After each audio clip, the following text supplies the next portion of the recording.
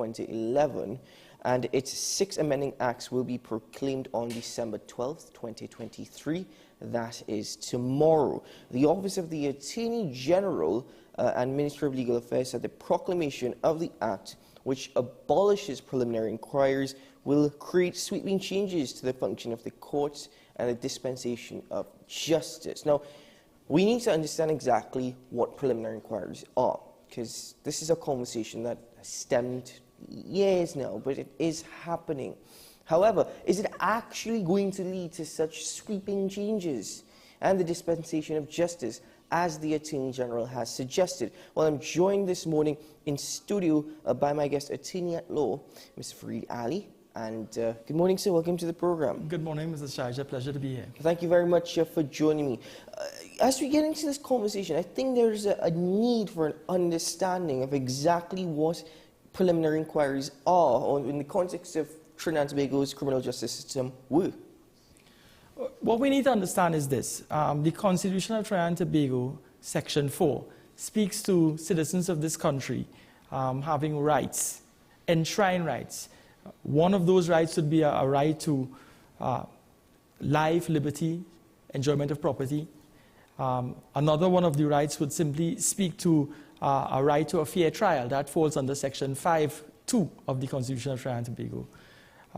A right to a fair trial allows an individual who is charged for a criminal offense to be told what the offense is and for a prompt hearing. At a prompt hearing, and a prompt hearing simply means that that individual, as soon as the charge is laid, is brought before the court, whether it be a magistrate's court, and at that magistrate's court, the charge will be read to him. He will be called upon to plead, meaning to say whether he's guilty or not guilty. If he's not guilty, if he pleads not guilty, then they address the issue of bail. Once bail is granted, if he can access bail, he comes into the free world and he accesses his trial process, or his pre-trial process, from the free world. A preliminary inquiry is simply this. If one is charged for a criminal offense that is a serious criminal offense, what happens is one is not called upon to plead, and let's say that that offense is that of murder. You have a pre-trial process, and a preliminary inquiry is a pre-trial process whereby the individual is served all of the witness statements that the police would have garnered and to prove a case against him. He is given a copy of the same, and he's allowed to read those statements, and his attorney will assist him in terms of interpreting the content of the statements. Having seen the witness statements amounts to evidence against him. So he gets a working understanding of the case that the police built against him in terms of the investigation that led to the charge. He would instruct his attorney in terms of, when I examine witness statement A, B, C, D, and E, I agree with this, I don't agree with this, this isn't true, this is an exaggeration, this is hyperbole. And then he would instruct his attorney as to what his defense is. His defense may very well be that this is fabrication, it's mistake, simply meaning that the police has the wrong man. They arrested the wrong individual, they're accusing me wrongfully, or it could be, in the case of, let's say, self-defense, that they arrested the correct individual, however, the police version of the facts is wrong. Mm-hmm. So at an inquiry, the purpose of a preliminary inquiry is to have a hearing before the trial process. And at that hearing, the magistrate would listen to the witness evidence as given by the witnesses in the matter. These will all be police witnesses, and the magistrate will be sitting there listening to the evidence given by the witness and be in a position to look at the individual and try to determine from the witness's demeanor whether this is a witness of truth and whether the witness evidence that is coming from the witness is sufficiently strong that magistrate can form a view that I, the magistrate, can commit this individual to stand trial before a jury. So, in another way, a preliminary inquiry is simply a pre-trial process where witnesses are tested in an open courtroom, where they offer the evidence having sworn on the Bible, having sworn on their holy book, having affirmed to tell the truth, and then in giving that evidence, the magistrate is able to hear and form an opinion on the quality of the evidence. If it is, the magistrate looks at the evidence and thinks that the ingredients of the offense were not satisfied. The magistrate could simply form the view that I do not think this evidence can stand up to the scrutiny, and I'm discharging the accused person of all charges and allowing him to go free. If the magistrate is of the view that the ingredients of the offense were satisfied, then what happens is the magistrate would commit him to stand trial, and he will read to the individual what we call a committal warrant. A committal warrant is a document which says, Mr. Shah, having heard the charges as laid, you were charged for attempted murder. I am of the view that having heard the police witnesses, having heard the civilian witnesses, having heard from the victim or the alleged victim, that you indeed were responsible in some way, or not culpable, but I am of the view that the evidence seems to be pointing in the direction that you were responsible in some way, and this is an issue that needs to be ventilated before a jury.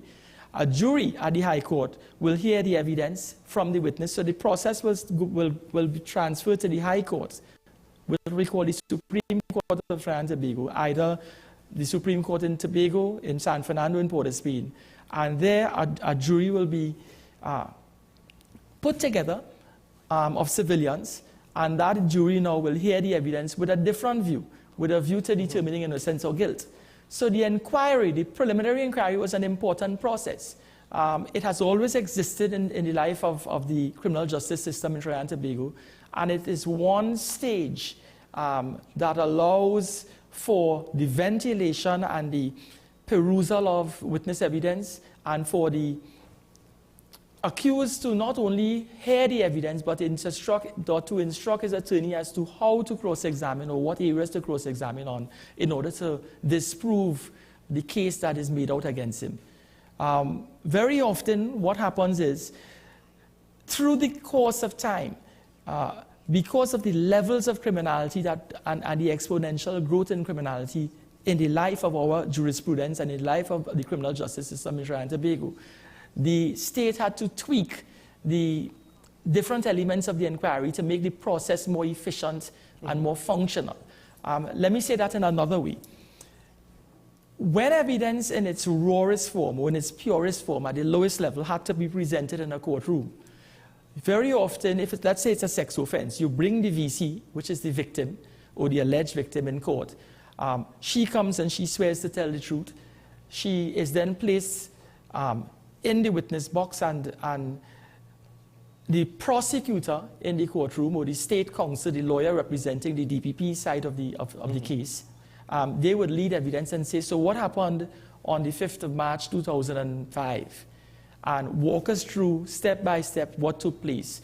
That took a toll on the victim, because sometimes when victims have to recall the trauma that they may have gone through, it's not an easy thing. It's an emotional time. It takes sometimes hours for that evidence to be led verbally, orally, in a courtroom. So in 2005, what happened is there was a tweaking of and the passage of a piece of legislation, another preliminary inquiry act, but it was Preliminary Inquiry Offences Act, Indictable Offences Act, which allowed for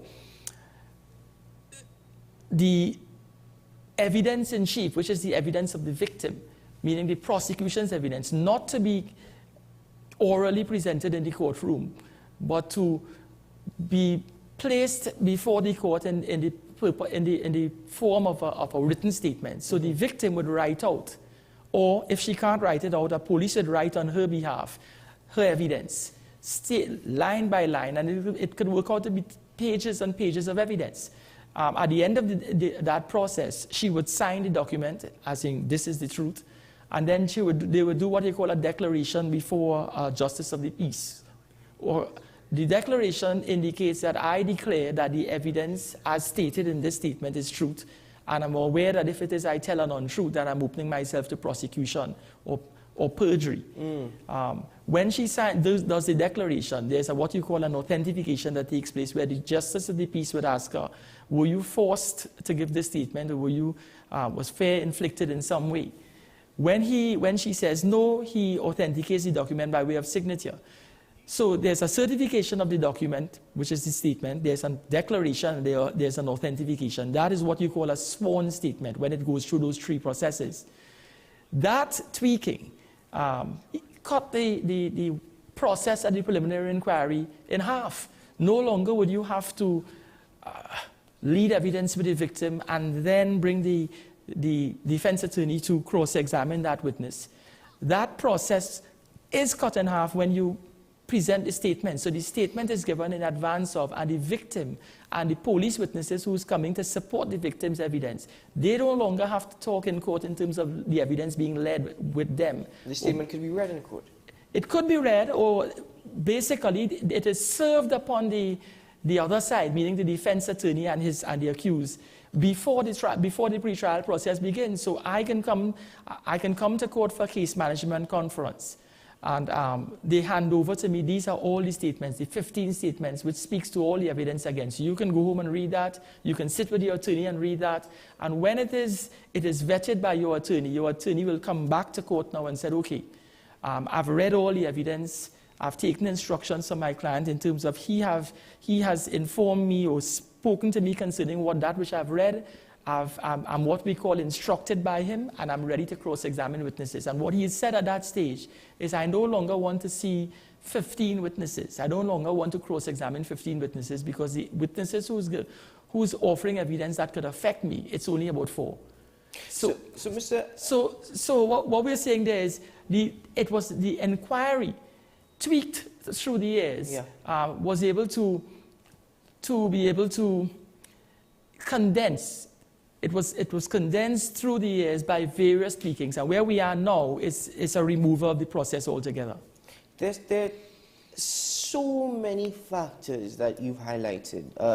First of all, it's the burden on the witness, and you've also highlighted bail, whether a bail is determined at the pretrial or not. You've taken a look at evidence as well. You've highlighted the issues in regards to the magistrate as well, and the delays within the court system. There's so many factors that you've highlighted here. So let's start unpuzzling this and see where the Attorney General is coming from when he says sweeping reviews. The bill is going to be proclaimed tomorrow, and preliminary inquiries are to be abolished. If that be the case, what happens next? Who now has the evidence to determine whether or not this is an offence that goes to trial? What has been happening in the past few years is that there was introduced into the criminal justice system the portfolios of what we call masters of the court. Masters of the High Court, they are judges. They have a special function that involves the vetting of the cases that come before the Supreme Court and determining whether it's at the level where trials can begin. Let me say that in another way. With the creation of the post of master, you have a trained attorney and a trained attorney looking at all the witness statements that we spoke of from the inquiry. And when they look at those witness statements, they would be able to assess the evidence that is in the statement. So each statement is evidence. Mm-hmm. And if it is, we have scores of statements or tens of statements, then the master would look at these statements and make a determination, having read the statements and having looked at the exhibits that come with the statements. So let me explain what an exhibit is. If it is, we have somebody who gives a statement that they were raped, and to determine whether a rape took place, one has to be examined by a medical practitioner. The medical practitioner would examine the cervical cavity and make a determination as to whether the hymen was broken. If the hymen was not broken, then scientifically no rape took place. If the hymen is broken, then scientifically a rape took place. So the medical certificate that clarifies or gives details as to whether the state of the hymen, and which is basically evidence of sexual penetration. That in itself is what we call an exhibit. Mm-hmm. So the exhibit will be attached to the statement of the police officer that took the victim to the hospital to have her medically examined. And that police officer would come and say, listen, I took so-and-so to the Mount Hope Medical Sciences Complex. She was examined by Dr. So-and-so in my presence, and I was given this medical certificate at the end of the process, which reflects certain things. And that would have been attached to his statement, and he would give that evidence. So when I say that statements should be examined and exhibits should be examined, that is an example of an exhibit. If it's a firearm offense, the same police officer would come and said, I was in the presence of Mr. Shah, having searched him, I found a revolver. When I asked him if he was the holder of a firearm user's license, he had none. I subsequently preferred charges against him for unlawful possession of a weapon. And the L-shaped object found in his possession was examined by the Forensic Science Center, and it was proven to be that of a firearm. Mm-hmm. So the certificate that speaks to that is attached to the statement of the officer who would have searched you, and that would be an exhibit in the matter. So statements and exhibits are presented before the master.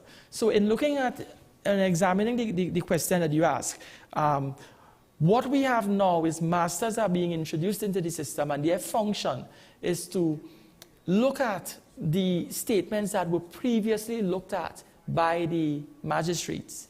So the preliminary inquiry that once existed, that will no longer stand. It has been removed, it has been abolished, and to take the burden off the magistracy and out of the magistrate's court, it has been transferred. The burden is now in the hands of a master of the High Court. And the process for determining whether there's a case answerable by an individual that may be placed before a jury is now in the hands of a master. What the Attorney General seemed to have done is nothing new. It's not novel. Mm-hmm. In Trinidad and Tobago, we tend to copy what is being done in other jurisdictions. This practice has been happening in Antigua prior to now. It has also happened in other Caribbean islands. A sufficiency hearing is basically a replacement or a substitute for the preliminary inquiry. Mm-hmm. It is designed and it's engineered, and the mechanics of it, it's all geared towards a faster, quicker process. When I said earlier that in the leading of evidence before the magistrate's court, they introduced what we call statements, and the evidence would be led through statements and then cross-examination of the witnesses, or the witnesses who would have presented the statements would be done. The AG was of the view that even that process became too lengthy, tardy, and it took too long to have inquiries completed. He went so far to say that some inquiries were lasting 3 years, that attorneys were over cross-examinating. He went so far to say that cross-examinations were dragging the inquiries longer than anticipated, and they were defeating the purpose of a quicker hearing. What he didn't say, and what he may have said and euphemized in saying, is simply this. We have 8,000 indictments being served on individuals in terms of criminal offenders each year that are burdening the magistrates' court. We have 11 magistrates' courts in this country, 50 magistrates, 3 Supreme Courts. When you think about it and you practically look at it, 8,000 indictments that are being served on the magistracy each year, it was impossible to ventilate and treat with those indictments and have hearings in each one of them in a calendar year. So there was overlap, meaning that we have 8,000 in 2022, we would have had 8,000 in 21, 8,000 in 2020. If the inquiries in 2020, 2021, and 2022 weren't complete, they would simply spill into the following year. Yes. And if we continue along those lines, then we would never complete all the hearings.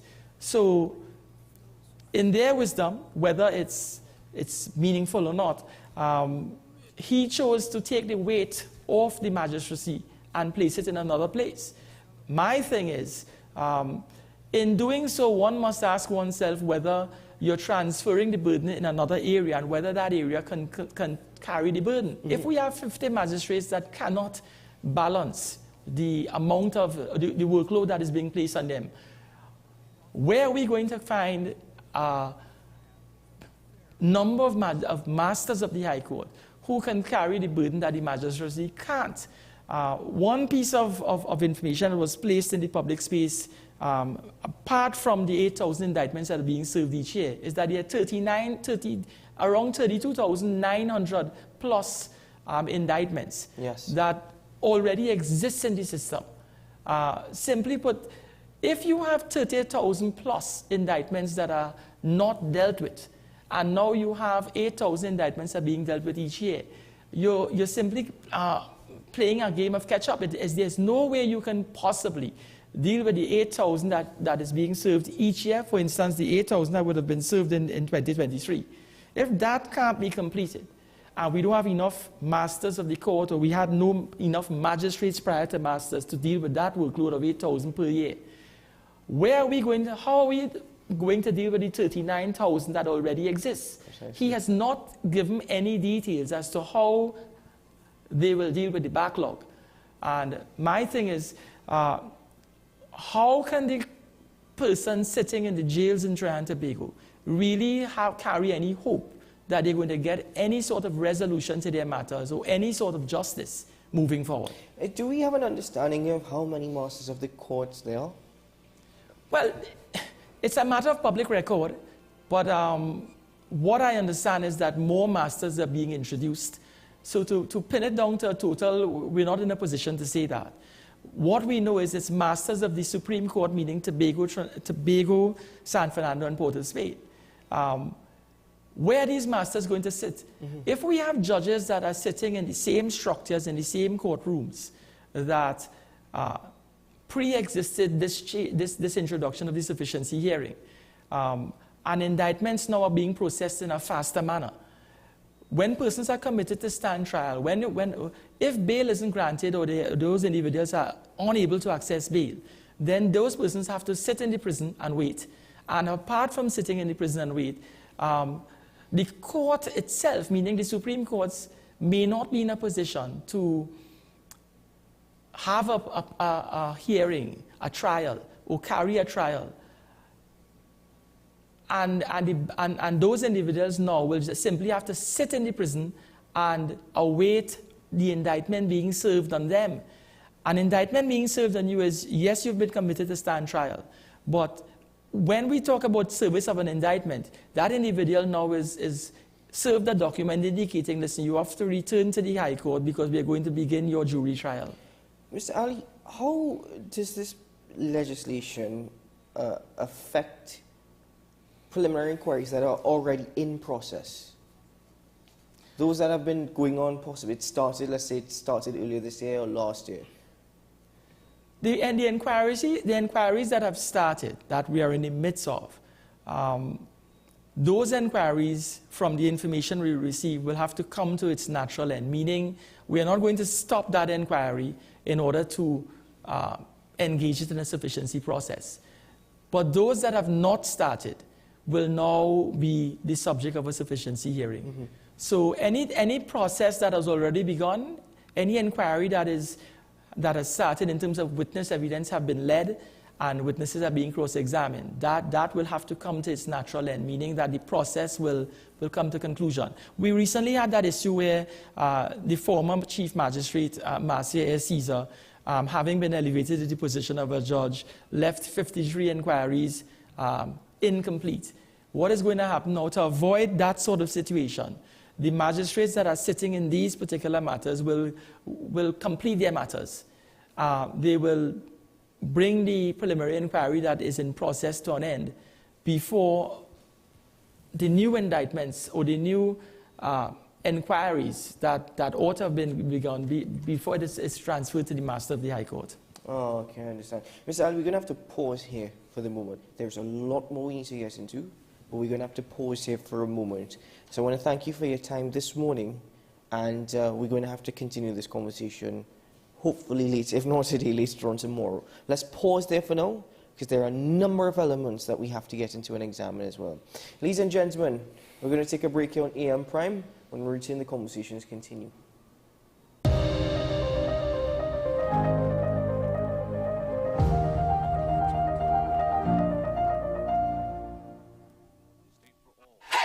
FanZone, your reliable, authentic supplier, has just gotten better. You can now visit our website www.fanzonett.com for your authentic wear and collectibles. The only place where you can use both your Visa debit and credit cards. Visit our website fanzonett.com to make your purchase today. This is 10 questions. I'm Andy Johnson. The distance from where we should be in the world in going forward on our commitments with climate change. The effects of climate change that cannot be accounted for, it's called loss and damage. And we're seeing loss and damage happening so much more in this decade and the previous decade. The principal term there was this question of the correspondent banking issues. That is why we're trying to build capacity with this country here, Trinidad and Tobago, and other countries in the region. Man is not showing any signs of stopping or even slowing down. More than half of the forest in Trinidad is already gone. All the plants and all the animals and all of the nice clean water and fresh air and everything had to be on this planet for humanity to have a chance. We have small change when it comes to countries that can take decisions, and when they speak, the world listens. The General Assembly is a very democratic forum. And Trinidad and Tobago has the same vote as Canada, in spite of the obvious difference in size.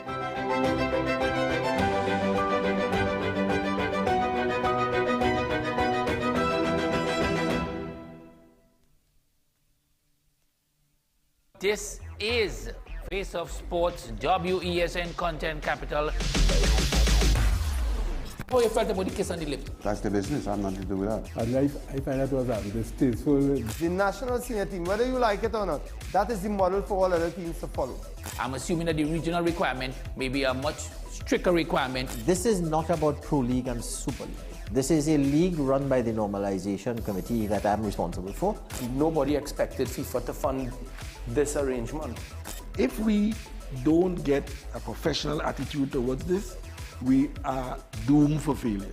You break the balance, trip the leg, control the body. They ain't gonna stand put forever. Why you want the Chiefs to lose so? Why you want the Chiefs to lose so? They already have two. Lamar don't Why? have. You're jealous because you know the Chiefs getting closer to the Patriots. Let's go to the last part. No, let's go to the last part.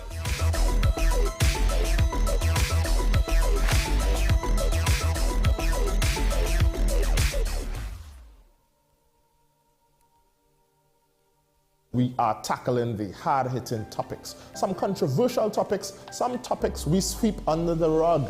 You don't always have to forgive in a relationship for it to move forward.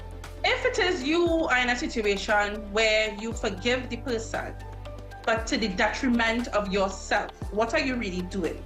It is very uncommon for somebody in the younger age group to have dementia. Atheists don't not believe. Is that I can't disprove God, but you also can't prove God, so we cannot have a stalemate. We'll focus on the woman who's being the victim, or the man who's being the victim. We exclude the children. Folks are trying to study the underlying brain mechanism to figure out how does this particular disorder happen in the brain? How is the brain processing this? Don't worry about AI, worry about humans working with AI. Are you willing to learn new skills to stay relevant for the future job market? That's the challenge that people are going to struggle with.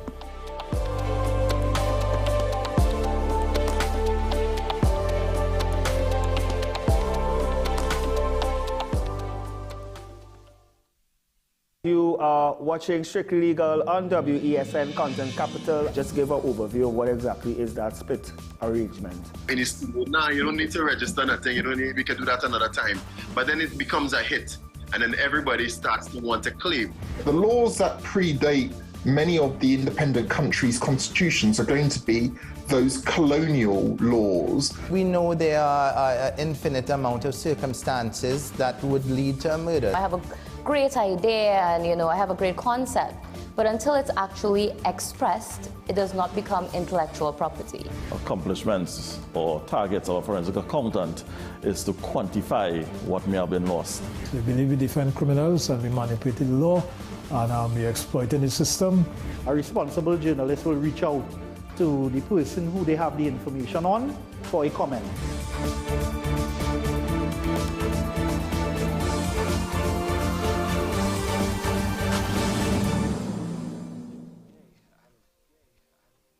Folks, we're back and better than ever. your show have always appeared to be a show that is focused on going to the cause or looking to the cause. We hardly ever talk about the white-collar crime, though. We always talk about the ones that involve more as physical violence against individuals. The citizens will only measure transmission when water starts to flow through their taps. The Constitution doesn't talk about local election. Contract mafia that's responsible for looting the country, and they own and operate these politicians. So if you are running a country and you can't say nothing as a prime minister, please take up your bag and go. It is not comparative to the murder figures, but it is in fact very high. I believe he's protecting certain individuals.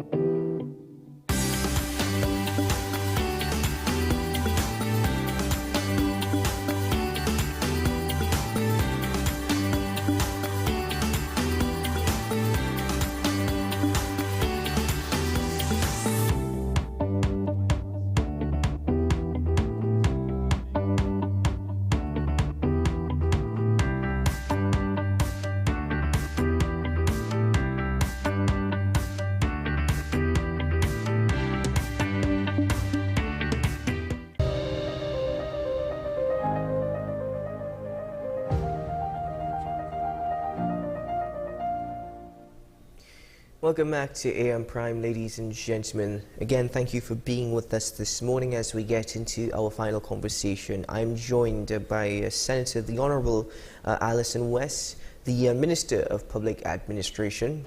Good morning, Honourable Minister, and welcome to the programme. How are you? I am doing well, thank you for joining us. How are you doing?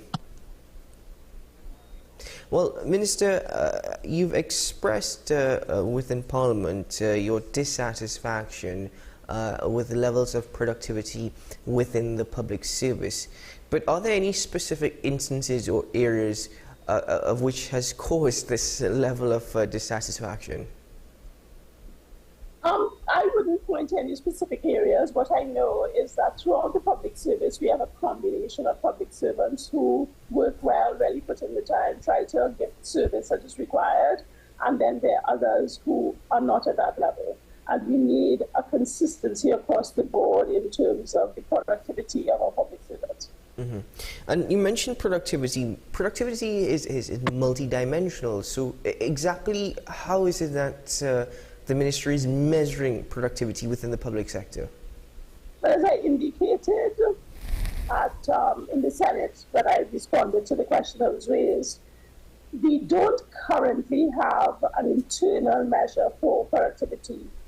So what we do are using indices, the global indices that are provided by the people that measure productivity in Trinidad and Tobago. And we also observe, we have reports on various things that indicate that things are not working the way they should.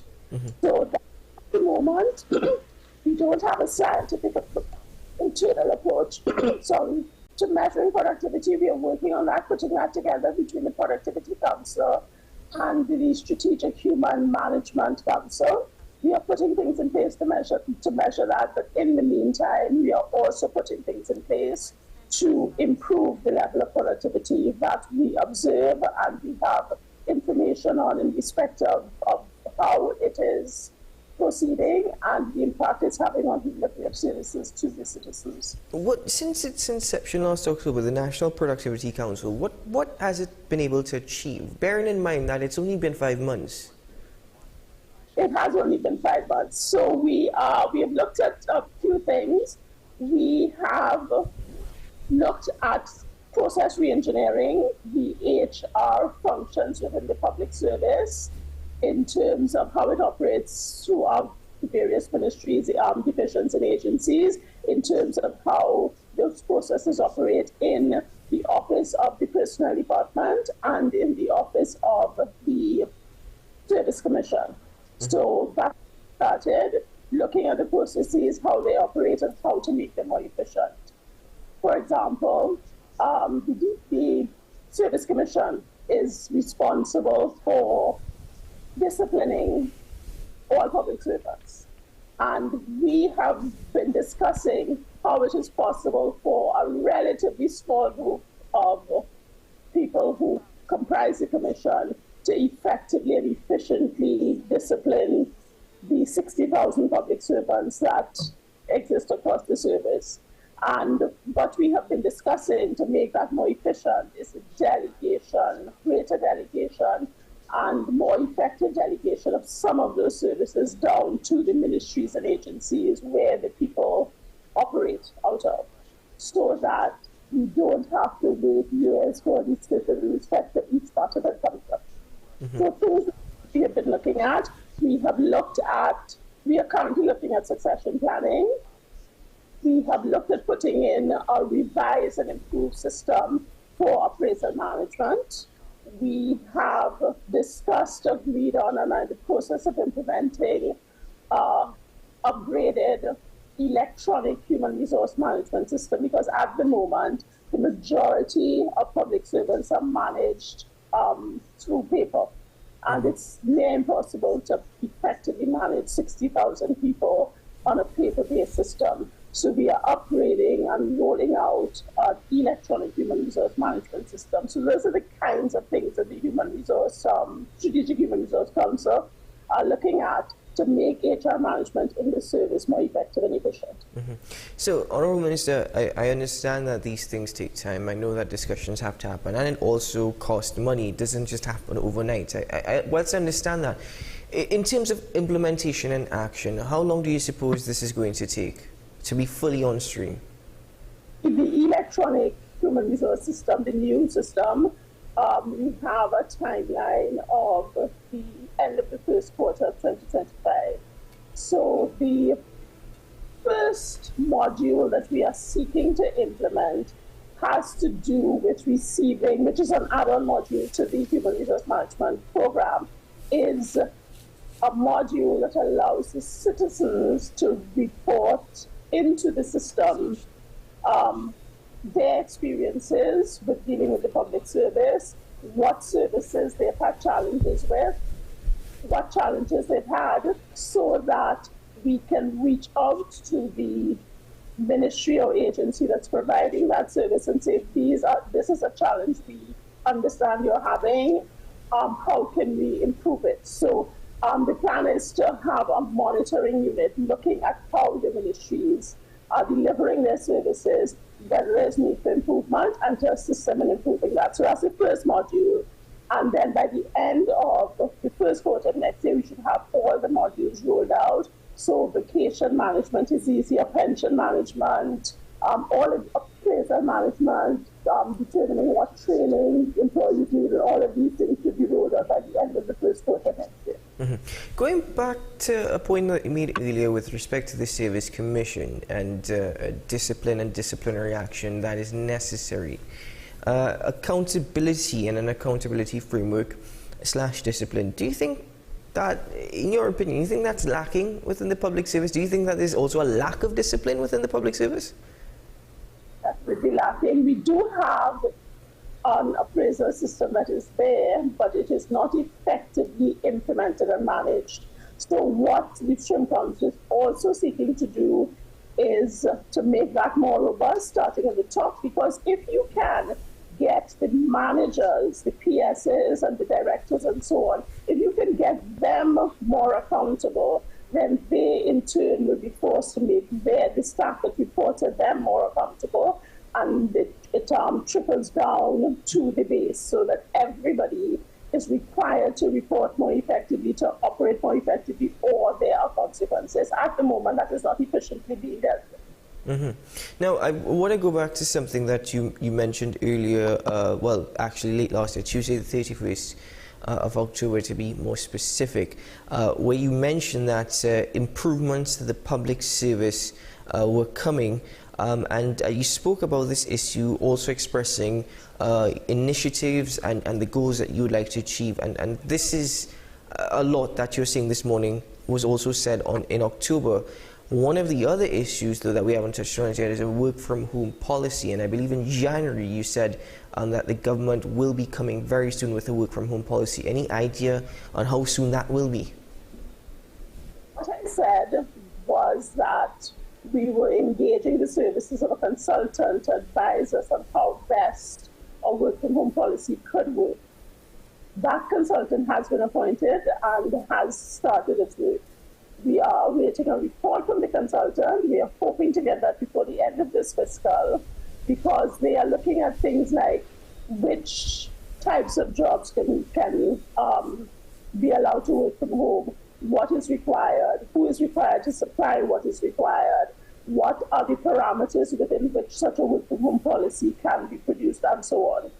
Having received that report from the consultant, we now have to determine, is a work from home policy feasible within the public service, and take that to Cabinet for a decision. So we haven't said a work from home policy is coming. We have said we are investigating the feasibility of introducing a work from home policy in the Trinidad and Tobago public service at this time. It's interesting because you're quoted as saying, I don't embark on an exercise that I consider to be futile, and then you're hoping that the policy will be rolled out in 2024. Are you in a position, though, to say whom the consultant is? Yes, it's quite close because. Okay, and moving forward now with this, people have seen, to be very fair, people have seen some improvements within the public service, and more I talk to people, more and more I actually hear good news with their interactions with public servants and even works within the ministries. Although we must admit as well, as you've admitted, there is still a long way to go. That being said, do you believe that you will be able to achieve all these things by the first quarter of next year? Well, in terms of the rollout of the e-ATM system, we believe we will be able to achieve it. One of the big to-dos to get us there is digitalizing the records. We have appointed a dedicated team, and they are working with all the ministries to ensure that the HR records are digitalized in time for the rollout of that system. So that is the biggest part of the exercise. And apart from that, it is the setting up of the infrastructure to allow for the full rollout of the software system. Because as we will have indicated to the public, what we are doing is having a local cloud system to store that information rather than it being stored up of Trinidad and Tobago on somebody else's cloud. So we're going to have a dedicated cloud, so that is being built by the suppliers. And in the meantime, we are digitalizing the records. So we are working hard. I have a very dedicated team working hard so that by the end of the first quarter, the HR system will be ready for complete rollout. No, I understand that, but I'd like your opinion, Honourable Minister. Do you believe that there's also a need to possibly go back to basics where individuals who are entering public service need to possibly go through basic training, such as interacting with customers and clientele?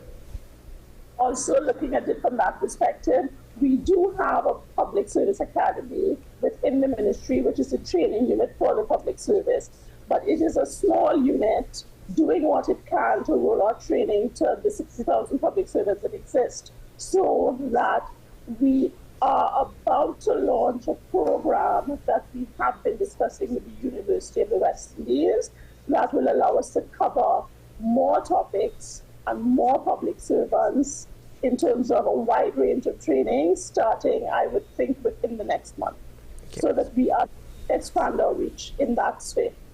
Certainly. Well, Honourable Minister, my final question to you this morning is simple. There have been those who have suggested that, and I'm not even going back to 2020, those will argue that since 2015, since the PNM administration came back into government, there's been no improvements and very little has been done to improve the performance of the public service. How do you respond to these claims?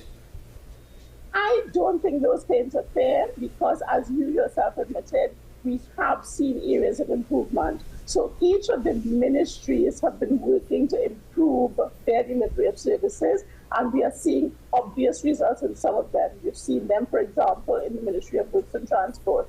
So that there are areas of improvement. Our digitalization exercise is working. We have more and more services going online.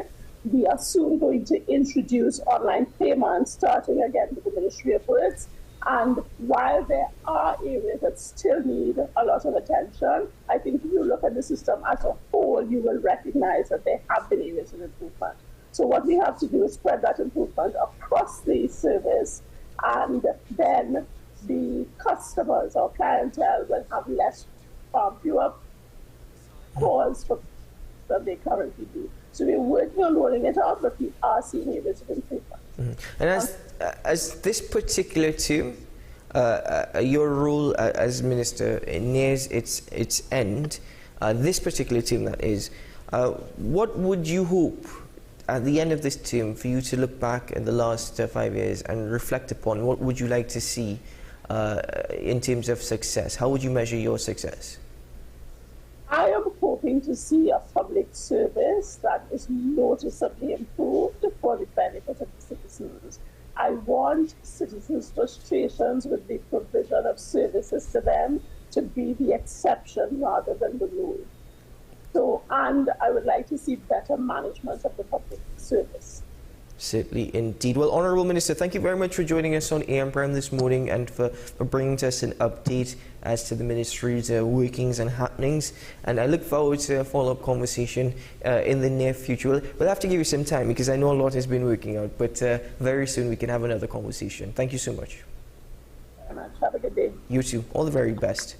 Senator the Honourable Alison West, Minister of Public Administration, joining us on AM Prime this morning. Now, as I mentioned throughout the conversation, and the Minister acknowledged it, a lot has been done within the public service in terms of the improvement and efficiency of services. One such even falls under basic things such as actually renewing your license. There have been a lot of improvements in that regard. But the Minister has also acknowledged, and she herself has said, that she's not satisfied with the productivity levels within the public sector, but in recognizing that she is putting things in place to ensure that these are remedied. As it relates to work from home policy, which many of you all have spoken about on another platform, and we've debated it on another platform as well. The Minister has stated that they are waiting on that report from the consultant, that is PricewaterhouseCoopers, with respect to the feasibility of such. So, ladies and gentlemen, that is where we stand currently. But as I concluded that conversation with the Minister, I said we look forward to future updates. Very soon we hope to hear further improvements to the public service. Let's take a quick break here on AM Prime. We'll return shortly to the program, ladies and gentlemen. We'll be right back.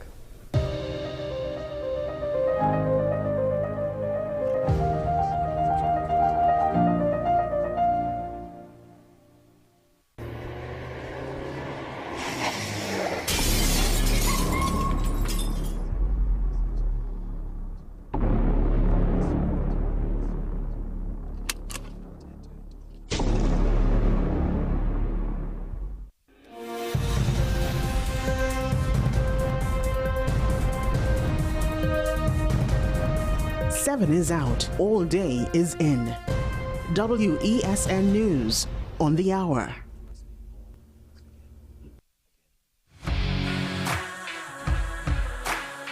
Every day, we communicate through stories.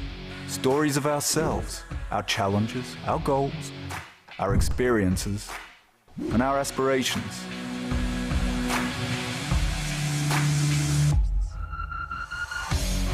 Storytelling is an art that we have mastered. WESN Film Studios comprises a collaborative team of experts with extensive industry experience locally, regionally, and internationally.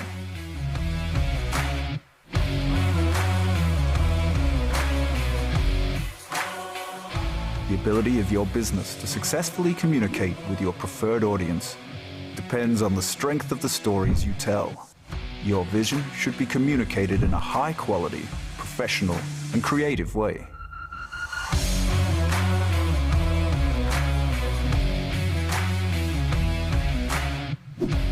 From concept to post-production, advertising to film, multi-camera productions, live events, streaming, and virtual conferencing, we are WESN Film Studio.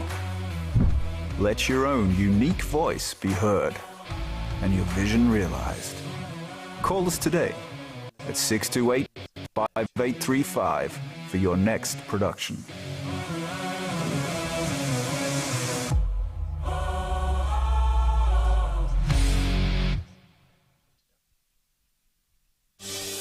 Join me, Dr. Nalini Kokram, on What's Up Doc, where we discuss all your burning questions concerning health.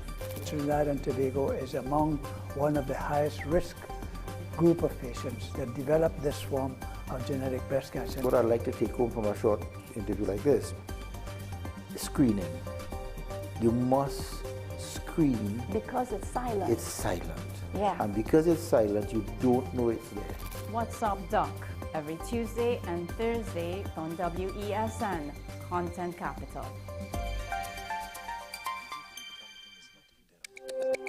Every word, every line, every paragraph depicts a real moment in someone's life. A father, a sister, a mother, a brother. We at Newsday are dedicated to you, the people, and through independent, unwavering journalism, strive to always bring your stories to life. Because your stories are more than just words. Newsday, independent and credible. Take some time for yourself or spend some time with the family at Sandy Point Village Hotel. Enjoy our various studio and suite apartments, self-contained with their own kitchenettes and Wi-Fi.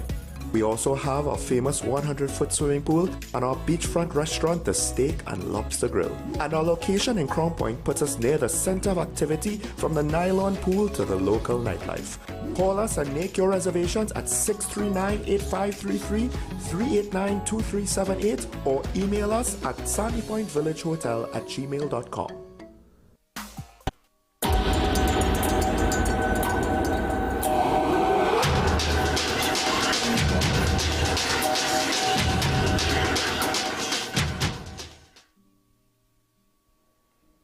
Well, as I said, with all the rumblings this morning, if you think Wednesday wasn't wild enough, we've got Ricardo Mead and Jeremy Beechin in studio with us this morning for Wild Wednesday. Good morning, guys. Welcome back. Morning. Good morning. Thank you for having us. Why you all sound so depressing? The media can do that to you. I didn't do anything. The media, looking at what's going on out there in our paradise, it's not like paradise lost almost. It's a little scary sometimes. That's why we have to sort of retreat and, draw ourselves back into the simpler things like the animals and get some solace there. I also thought you were going to say draw yourself back into the caves, because the new caveman look, I don't know. Oh, yeah. This is part of the Wild Wednesday, They found I was a little too eloquent and elaborate to be a wild guy, so I'm trying to cultivate that aspect of my persona. So hopefully it works for you guys out there, yeah. Also representing my age a little better, Jeremy, how you doing, man? I'm all right. Happy to be here again. Yeah, but before we get into welcoming our guest this morning, our third guest, some good news regarding Green Sea Turtle. Yes. And I'd like you to share that news with the viewers, because you got all the details. Yeah, well, since November 24th, 2023, last year, we admitted a large female green sea turtle. She was about 64 kilograms, big girl, and quite a daunting task in the rehab. She refused to eat. We thought she was eating at one point. It turns like she was actually hiding the food under her shell. She was apparently grabbed by a net, hooked in a net, and dragged at the bottom of the ocean.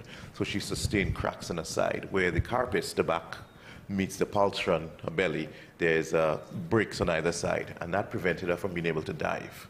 Can't dive, can't swim properly, can't eat, and would eventually die. So she washed up on the shore. So when we tested her in a big pool, we got a big pool and started the rehab process. It was like when you put a football in the ocean and you try to hold it down, and it pops out of your hand and just literally jumps into the air because of the pressure. The air wants to come up. And that's what was going on with her, and realized we had a big problem. So we had consultations with local and international veterinarians who have experience with turtles, and they determined basically dry docking her, keeping her in a little bit of salt water, and just going through antibiotics and basically giving the body a chance to heal. So it was estimated to be between 4 and 6 months to do that, and we were like, that is difficult. But it is what needs to be done. It is what will be done. So we did it. So we had volunteers coming in. So she wasn't eating. She needed to eat to heal her body. So we took her out and started force feeding her, a tube down to her stomach, prepare food, and then force that. Not easy when a turtle almost 200 pounds fighting you on a table. Yeah. But we got a lot of agencies involved. Turtle people were interested right away. So you had Turtle Village Trust, you had Nature Seekers who were the original rescuers. We had Species, and Grand Riviere Turtle people. So all came together and they brought in volunteers because we needed a lot of people, about 6 people each feeding. So 4 days a week, 6 people coming from different organizations coming together, feeding this turtle, and she put on weight. She started doing good. We put her in the pond, and she started swimming and going under the water. So that means she was gaining control of her pressure control. And eventually we took her to a large swimming pool where it's 12 feet deep, and she started swimming around in there. She was just amazing. So we have amazing footage of that, and it was determined, okay, March the 3rd, which was Sunday just went, was the start of the turtle nesting season, but it was also International World Wildlife Day, and it was also the start of, well, the beach cleanup at Nature Seekers Matura Beach. So we had thousands of people there, over 2,000 people there, and we were able to take her there, tag her, and released her, and she went back into the ocean. It was just amazing. Excellent. Quite a journey indeed from the start. And the exciting part, it didn't take 4 to 6 months. We got it in about 3 months and 8 days, which is just great. Which is even more incredible considering all that was happening. Because I do recall the efforts as well, and even trying to get the pond at one point. You know, the appeal to try and get that pond. So I'm glad everything worked out. You ever, you know, I've asked this question before, but in an instance like this, you ever get that bittersweet moment seeing the turtle, you know, with its full energy and back to being a turtle and doing what a turtle does, going back into the water and disappearing under the waves? You ever get that bittersweet? Well, we always say, you know, big man and bad man don't cry, but when that turtle's going out there, you know, it touches. I'm telling you, it touches. You could try. We could try. There are thousands of people around, and I'm trying to just be, you know, me, the bad and big, and, you know, it hits you. When that moment there, it hits you, and you just got to turn your back a bit to the crowd and just take that deep breath or pretend sand got in your eye or something. But it hits because it's bittersweet. You're happy the turtle is going back out, and then the uncertainty that something like this may happen again. But you've done everything that you've done with the people, amazing group of people, and we're looking forward to doing a turtle hospital now in Trinidad, which we should have had for the past 20 years, to tell you the truth. But we really need it because we have lots of cases of turtles coming in, and we need better resources to be able to handle them instead of last minute is now scrambling to make it happen. You know it's going to happen, be prepared for it. And it's a good thing you've got Jeremy on board as well. I'm pretty sure he could probably lift 200 by himself, 200 pounds. Yeah, well, scary. But nevertheless, guys, it's a really good news in respect to the green seed turtle. But, as always, we do have a guest with us this morning, and I'm excited for this one because I saw the name of the guest this morning yesterday, Googled it immediately, saw exactly what it was, and it's a bit scary looking, isn't it? It's a bit scary looking. Who do we have with us this morning, Jeremy? We have the tigre, or also known as tiger rat snake. It's one of the larger colubrids found in the world, I should say. Really? Yeah, one of the larger colubrids. The species here, the specimen here, shall I get him out? Oh yeah, you can go for it. So we have... This guy is quite chilled at times. At times? Wow. Alright, so you'll notice he puffing up his neck. This is a defensive defense they will do to try and make themselves appear bigger. This is a rat snake? This is a non-venomous snake? Non-venomous, yeah. This is, now look at him, whoa. And this is the thing, if people see these snakes in the wild, they're going to immediately think, hold on, this is venomous. Yeah. They can be careful. They could be a bit nippy. Yeah, he's definitely. But I'm also intrigued at the shape. Look at the shape of the snake itself. Just extend your arm, let him go across you as a tree. Okay. Do a thing like that there. Yeah. What do you notice about the shape? It's triangular, isn't it? Yeah, there's a sharp ridge along the back. What else do we know like that? What other snake you know like that? I can't think of it at the top of my head right now. Kind of like if it's almost it's like it was like a cutlass, right? It looks like a whip to say something. Yeah. But the edge would give you the feeling that it's like a cutlass, right? Like a machete. Yeah. So this is what they call a cutlass snake as well? But not a cutlass snake. It's in the family. The machete is one of the more common ones. Yeah, keep him from getting under the desk so he doesn't get entangled in any wire works and so on there. So he is a bit long in terms of length for a rat snake as well. How long do these guys get in terms of length? I would say about 9 feet. 9 feet? Yeah, you'll get up to 9 feet long. Whoa.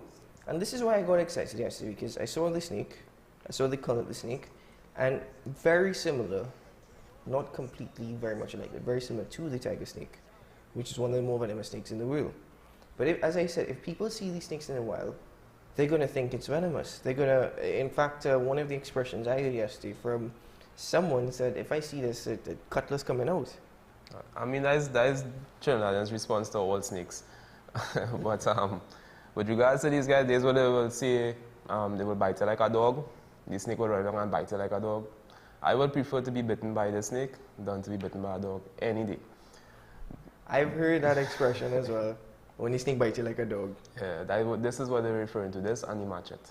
Right. But these are defensive snakes. They will basically, most of the time what has happened, when persons encounter the snakes in the wild, they will be in the part of where the snake, his den is, or where he would normally go to rest. Mm-hmm. So the snake just trying to get to that spot. He's posing for the camera. Yeah. He's been posing. He's like, I'm looking at the camera, I'm looking at you, the viewer. Yeah, don't mess with me. Tell me more about this snake in terms of where we find it in Trinidad. You'll find it everywhere in Trinidad, lowland areas, forest areas, deep forest, upper the northern range. A colleague of mine told me he found one to the top of El Tacuch, all the way down to within the low forested areas, near water mainly. Okay. He's puffing up again. He just released a lot of air, and now he's puffing up again. So that's a defensive position, as you mentioned. Are these snakes aggressive, by the way? They are defensive. Okay, so I like how you said it. They're not aggressive, they're defensive. Yeah, they wouldn't actively pursue you to attack. They would just try to defend themselves. So what he's doing there is making himself appear a lot bit larger to just, make, I'm a big guy, leave me alone. Mm-hmm. That was his first step. Eventually, if you keep pursuing him, he will start to rattle his tail. That's another step. Really? Yeah. Okay. Does it actually make some sort of noise? Well, rattling it against dry bushes or leaves, you will get the effect of a rattlesnake. And after that, if you still pursue, then he will bite. Wow. Ricardo, why is he shaped this way? Like I said, the shape is most unique. I've never seen this snake before. I never even heard of it until yesterday. Why this particular shape? Speed. That's part of his whole makeup. He's a fast guy. He's not so much you lane weight, but he is fast moving. He's like a racer, like the black racers in America. Similar sort of makeup. They move very quick, so it's a quick moving snake. So it's not a lumbering snake like the constrictors. Constrictors are lumbering. Although their strikes are very fast, but a constrictor will never really move quickly through the bushes. This guy is light. Is length, see he's wiggling the tail there a little bit there because I'm moving, so he's detecting and noticing me. And he will go across the length and the shape and the distribution of his weight allows him to go across branches quickly to move on the ground. You're rattling his tail. Yep. So should I let go of him? Am I in No, you're fine. You're fine. Yeah. He's very visual, so the fact that when Ricardo moves his hands and stuff, they have very good eyesight. Yeah. They will actively pursue their prey rather than sit and wait like a constrictor. They will actually pursue their prey through the forest, through the trees, to go towards birds or rats, mice, bats. He's fast. No, yeah. He's a fast guy. That is... He goes up a tree to pursue rats. Why are you still rattling your tail? I'm not doing you anything. He's puffing the neck there. Look, the neck is coming in the puff. Isn't that strike position? Yes, definitely. Yeah, I'm worried. He won't strike you. If anything, I'll get it. He's more focused and on I'm not worried. I'm actually never been bitten by a snake, but I don't really plan on being bitten by a snake. A great media moment would probably be a nice bite on television live. Yeah, sure, and probably me falling on my back. following that. But, okay, so I've read a lot thus far. I'll be honest with you. You guys said a lot I haven't fully digested because I am so fascinated with this snake. The shape, the color, everything about it. How old is this snake? Because this is what, about 6 feet? Between 5 and 6 feet? A little about 6 feet. So how old is this guy or this girl? This guy could be, well, I got him from someone else who couldn't touch it, couldn't hold it, and he was very much emaciated. Really? So bring him back up, put back up his size. The person who was feeding it as though it was a boa constrictor, where animal that will sit and wait for food. So it would have been every 2 weeks or so he feeding the snake. These guys have a very high metabolism, so they'll eat more often. Yeah, because of the speed, because of everything. So he surrendered it to us at the center and fattened him back up. And now I would say on average he's probably about 5 years old also. And how long are they known to live for? And I would say in captivity they will live a lot longer. In the wild it's like 8 years. Okay. Is this guy going back into the wild or? He might stay as an ambassador, seeing that you have never met one of these guys. And a lot of persons would see these snakes and decide I've heard persons say it's venomous. You hear a person say it's, what do you call that snake from Africa? The black mamba. Yeah. You know, and so and he's a very chill specimen. He don't try to bite you think that so? often. Yeah, if you meet a wild tigre, we wouldn't be able to sit here comfortably. That snake will be all over the place. He's rattling his tail even more and more. Because he's picking up the motions. Yeah, it's just the motions. They are very visual. So my hand moving, my head moving, he's focusing on that, he's looking at that. Motion trigger. It's like a motion sensor in his body and that gets him off. Oh, okay. So when the animals move, he'll respond to it and goes after it. He's quick, almost knee-jerk. If he might snap my finger there, he's very much, see that there? Yeah. So I'm snapping my finger, my arm is on the desk. So when I snap my finger, my arm is vibrating on the desk and creating, so he's getting that sensation and he's looking at the movement and he's like, okay, are we going to eat this today? Me. Right? No, now he's going to start looking at you. Now he's going to turn, but it's just an amazing thing to see their movements, their motions, and at the end of it all, you get a bite from this here. It's a couple of dots, pinholes in your hand. Where the bite might seem bad is if a lot of times snakes like this, the cascabel, when they latch onto you, you pull. Oh. Causing that ripping. Someone who's more experienced, if you get bitten, they would just hold on for a second and the snake would be like, yuck, and release. But an amateur bite and pull, it would really, tear your skin and then, of course, cause a lot of bleeding and it looks much worse than it actually is. So there you get the saying, it bite like a dog, but no. So I'm being straight up honest with you. No, he's non-venomous, not very aggressive. I'm very nervous right now. I actually do feel very nervous. Why don't you just take a bite on your arm and get that over with? No. Because I think that's what the fear is. If it bites me, what is it going to be like? I'm good. I'm really good. You can present just your arm. You have a jacket on. I mean, you may go for the bare skin as opposed to the jacket, which you should. That's the thing. It's not the skin, it's the face. It's what they refer to as the money maker. But don't worry, you'll be great as a Scarface. I think Jack Sparrow has a scar too. Yeah, why not actually? You put a little headband on you and I think Jeremy's more the Jack Sparrow than anything else. What about the scales on this guy? The scales on this guy are also something very unique. I've never seen that before on a snake, where they seem so... Alright, Jeremy, I think it's time for you to get some from your chair and come and take this snake. Just unhook your microphone for a second. Yeah, you're gonna unhook that microphone. No, from your, yeah. You can just move your right arm and, Yeah, you can just slide them across towards Ricardo. Really? You sure? Yeah. And Ricardo could probably... We're ready for bites. Come on, yeah, set him. Come on, set him. Push him, set him, push him. Cool. Push him. Hello, I'm not holding you today. Come on, yeah, see? Now he's focused on me, and now he's going to bite. He's going to swing back, and he's going to get you. You have to figure me. I'm fascinated with snakes, ladies and gentlemen. I absolutely love them. I'll touch them, I'll hold them. This is the first for me. And I'll be honest with you, probably if you're feeling that rattling on your hand as well, and if you turn around, so you would have felt nervous. I was actually feeling quite nervous because of just how he was turning. You're seeing him puffing up, and you're feeling him puffing up. You're feeling the rattle, but believe you me, I am no crocodile hunter, Steve Irwin, that could probably, where he he would go up and kiss a king cobra if he could. That was Steve Irwin for you. But it's a first step, and I have to say, again, if I were to compare this to the tiger snake, they do look very much alike. They do look very much alike with the yellow underbelly and the black stuff. But again, getting back to that situation in respect to scales, the snakes that we've had in studio before, I haven't seen scales like that where they're so, it seems spaced out. Yeah, it seems like it's on elastic. Yeah. And then it just expands. Is that because of his speed and shape as well? That's part of it also. If the snakes were like on the constrictors and so on there, that would actually limit its mobility and speed. It will still move very well, but this way, with that sort of elasticity and that movement you get with the scale, that helps him to move very fast. Look how fast he's moving. Yeah. Do they move on water as well? Well, not really on water. They can swim. So I would imagine that they would go across, if they have to pace across a river, they will do it very quickly compared to the lumbering sort of movement of a regular constrictor. Yeah, he's really active. Even the tongue is black. The tongue. Yeah, the tongue is for me the most amazing. The head, wow. the tongue is just the most amazing feature. It's incredible. Jeremy, he kind of went straight to you. I guess do snakes really know who the individual is?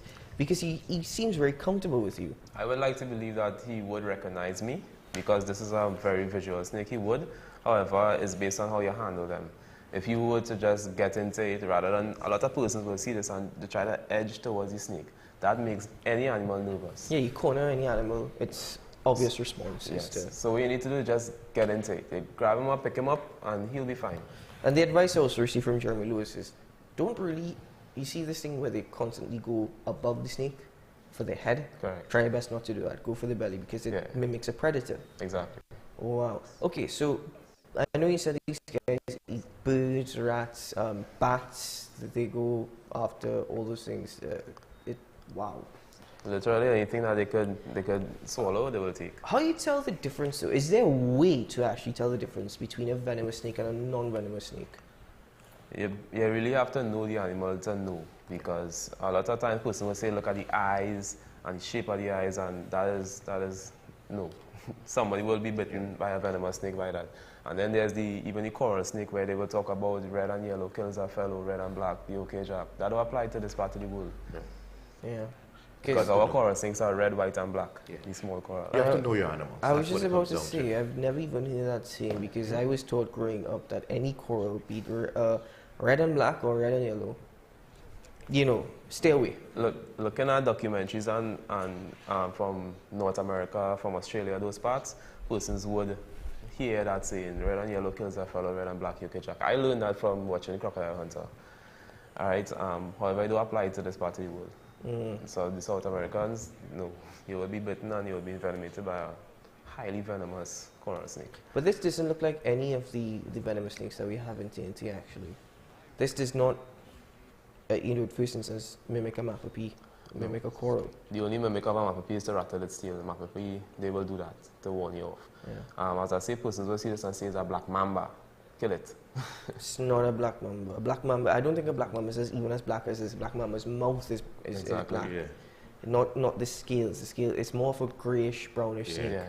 You know. Does this guy have any predator? Given his defense mechanisms, how he looks, the rattling of the tail, the puffing, does he have any predators? Yes, of course.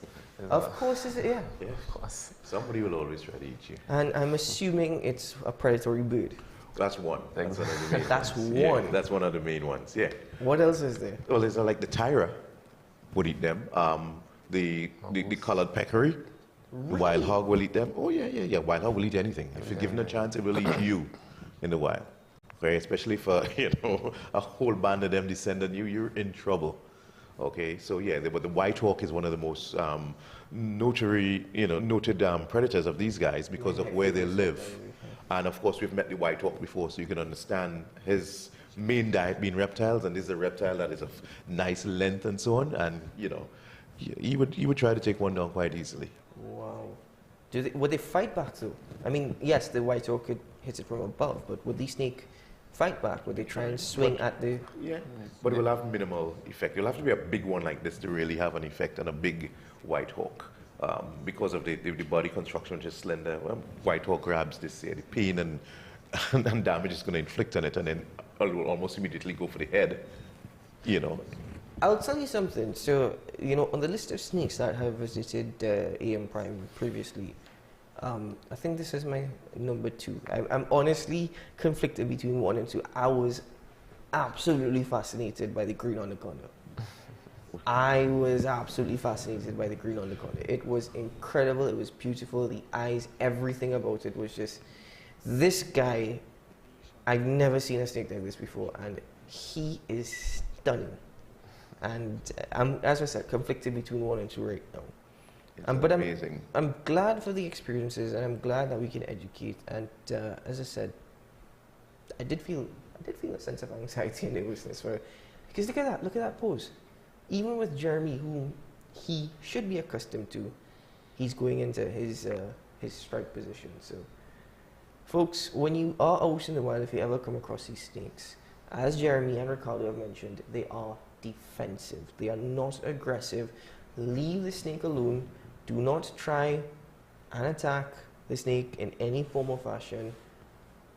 Just leave it. You're in its home. It's not invading your space. You're actually invading the space. So just leave it. Guys, anything left to say about this guy? I mean, I didn't even ask for a name. I'm assuming there is a name. Or there's not a name as yet. No, there's no name as yet. Okay, great. So if you'd like to help Jeremy and Ricardo name the snake, you can send your suggestions to us here at AM Prime. You could. We're not saying that we're going to accept it or take it, but you could still send your suggestions. We're always open to that. We would definitely not be accepting Blackie.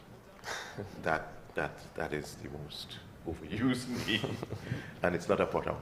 We not. There you go. So there's no bite as such, is there? That's a bite. It bit me, but nothing happened. It literally didn't burst my skin at all. Look, there's no blood, nothing. That is a bite. Being defensive. Just being defensive. He literally just trying to push me away, like, leave me alone. Yeah, because he's pushing himself back now. Exactly. So you pursuing this animal, not trying to bite you, just want to get away from you. Yeah. Well, that does a lot for my ears as well. Certainly does. Anyway, guys, we're out of time for Wild Wednesday. Thank you very much for an amazing experience and an amazing animal once more. Yeah, his pose there is just amazing. I'm sure he's glad to be on set. Can we get yeah, look at that. There we go. Look at that. I think we have to look into white countertops now. If you're going to put in animals quite like this, the white countertops. It's better than the parrots. Regarding to what happened to the parrots. Yeah. So we would not be bringing on any green iguanas. No, it's just not going to happen. Next thing I think it's a Cuban blue iguana. We would need an old iguana. You know the ones that are brown. He can bring him. He can bring it when it's brown. Right. That might work. That might work out. Yeah. Anyway, folks, that's it. Thank you very much for another Wild Wednesday. The most amazing thing is that I get to experience this all in studio. But Ricardo and Jeremy have always been kind. If they have time, they actually go out on the streets and meet some patrons on their way to school, on their way to work, and they've stopped to pet snakes before. Let's see if they might pet this one this morning. Guys, do have a great day ahead, a productive one, a safe one. Jeremy, Ricardo, thank you very much once more. Thanks for the bite demonstration as well. Thanks for having us. It's always a pleasure. Ricardo, I don't think he likes the bird, man. That's why he's posing up like that. You gotta get accustomed to it. It's gonna be here for a while. When it touches the desk, I'm not complaining. I had a bed for. It's a new wild look for 24. That's good, man. So and it's not like I went out and I bought it. It just sort of grew on me. You could buy it. You could buy anything. You could buy anything you want. You could buy half your body parts in them. Yep. We'll know. Anyway, guys, before Ricardo gets strike, we'll see you tomorrow. Bye bye.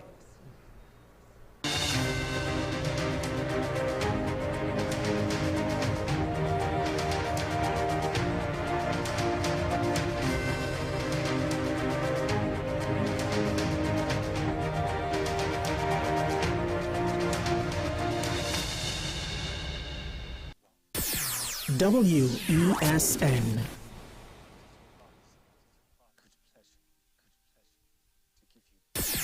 WESN.